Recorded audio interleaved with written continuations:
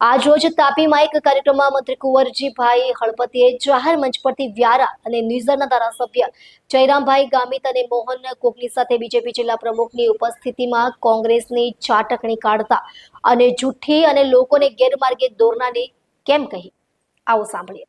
કોંગ્રેસના નેતાઓની આગેવાનીમાં ગત દિવસે સોનગઢ ખાતે જન આક્રોશ રેલી કાઢવામાં આવી હતી અને સ્થાનિક મંત્રી કુંવરજીભાઈ આ આંદોલનમાં સાથ કેમ નથી આપતા એવો સવાલ પણ કરાયો હતો, જેનો જવાબ આપતા આજરોજ આદિવાસી સમાજમાં 108ના નામે ફેમસ થયેલા મંત્રી કુંવરજીભાઈ હળપતિએ જાહેર મંચ પરથી કોંગ્રેસને આઈનો દેખાડ્યો હતો અને સવાલ કર્યો હતો કે કોંગ્રેસના નેતાઓ શેની આક્રોશ રેલી કાઢી રહ્યા છે. શું તાપી જિલ્લા કોંગ્રેસ પાસે એક પણ મજબૂત નેતા જિલ્લામાં નથી બચ્યો, જેમને આયાતી નેતાઓ બોલાવી ખોટી આક્રોશ રેલીઓ કરવી પડે છે અને જે યોજનાઓ ક્યાં તો કેન્સલ થઈ છે એને લઈને કેમ ભોળી પ્રજાને ખોટું બોલી આંદોલનો કરે છે. જે સોલાર પ્રોજેક્ટ આવવાનો જ નથી એના માટે ખોટું આંદોલન કેમ કરવામાં આવી રહ્યું છે.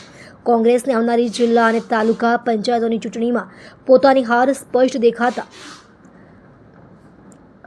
માત્ર ને માત્ર પોતાની રાજકીય કારકિર્દી બચાવવા માટે નેતાઓ આંદોલન કરીને ભોળી આદિવાસી પ્રજાને ખોટા પાટે ચડાવી રહી છે અને ગુમરાહ કરી રહી છે. ડોક્ટર બિંદેશ્વરી શાહ સાથે ભાવના પટેલ, તાપી. અત્યારે 2-3 દિવસ પહેલા જન આક્રોશ રેલી કાઢવામાં આવી હતી અને કેટલાક કોંગ્રેસના નેતાઓ જે બહારથી પણ આવ્યા, બીજા જિલ્લામાંથી પણ, બીજા વિધાનસભામાંથી, ને એ લોકો એવું કીધું કે ભાઈ સ્થાનિક નેતાઓ આમાં સહકાર નથી આપતા. તો એ અંગે આપ શું કહેશો? તાપી જિલ્લો એ તાપી જિલ્લામાં નેતાઓની કોઈ ખોટ નથી. તાપી જિલ્લામાં જો નેતાઓની ખોટ હોય તો બીજા જિલ્લામાંથી ભાડુતી લાવવા પડે અને ભાડુતી લાવીને ભાજપ ઉપર પ્રહાર કરે ને જન આક્રોશ રેલી કરે તો પહેલામાં પહેલું એમના તરફ જ્યારે આપણે આંગળી કોકના પર ચીંધે છે ને ત્યારે એક આંગળી બીજા પર જાય છે, પણ 4 આંગળી એમના તરફ આવે છે. અને એમણે જે જન આક્રોશ રેલી કરી, ભાજપ ઉપર જન આક્રોશ રેલી કરે, શાના માટે કરો છો?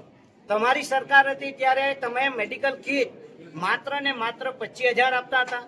તમે ગેસના ચૂલા તમારા માનીતા નેતાઓને તમારી ચિઠ્ઠીથી આપવામાં આવતા હતા અને આદિવાસી જે ખરા અર્થમાં લાભાર્થી હોય એને લાભ નહોતો મળતો.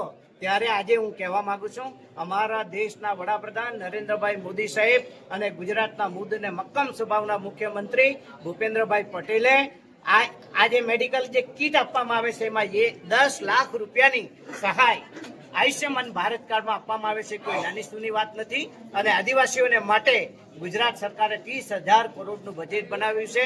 એમની સરકારમાં માત્ર સમગ્ર ગુજરાતનું બજેટ 365 કરોડ હતું. આજે આદિવાસીનું બજેટ માત્ર 30,000 કરોડ. તમે વિચાર તો કરો. સર, સ્થાનિક ચૂંટણીઓ આવી રહી છે અને એના કારણે કોંગ્રેસ માહોલ બનાવી રહ્યો એવું આપને લાગે છે? હું એ માટે ચોક્કસ કહીશ કે એમના પગ નીચેથી ધરતી સરકી રહેશે અને એટલા માટે તાપી લિંકની વાત પણ એ લોકો કરે છે અને સાથે સાથે રૂફટોપ સોલાર લાઇટની પણ વાત કરે છે. આવો કોઈ પ્રોજેક્ટ આ ઉકાઈ વિસ્તારમાં કે જંગલ વિસ્તારમાં આવવાનો નથી. એના માટે ધવલભાઈ પટેલ અને અમારા CR પાટીલ મુખ્યમંત્રી તમામ લોકો કહી ચૂક્યા છે કે અમે આવો કોઈ પ્રોજેક્ટ કરવાના નથી. એ તો માત્ર ને માત્ર સત્તા પર આવવા માટે હવત્યા મારી રહ્યા છે. અને કહું છું કે આ વખતે કુંવરજીભાઈ ને જયરામભાઈ, મોહનભાઈ, સુરજભાઈ ને જાલમસિંહ, આ 4 નેતાને કોઈ કોંગ્રેસ પહોંચી વળે એમ નથી. 24માંથી 24 તાલુકા પંચાયત અને જિલ્લા પંચાયત બેસાડવું એમાં કોઈ શંકાનું સ્થાન નથી. જી સર, થેન્ક યુ.